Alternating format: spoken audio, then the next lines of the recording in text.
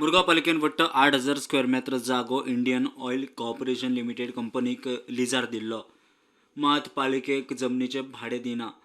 कंपनीक कारणां दाखय notice.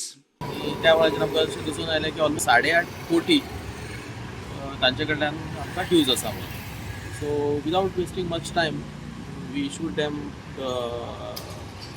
Notice. That was around 3 months back. Subsequently आमी तांचे कडेन कम्युनिकेशन केलें.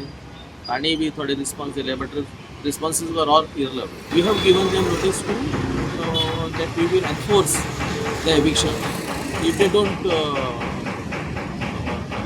पे देअर ड्यूज. अराउंड 200+ नोटिसा सर्व केलेली आहा.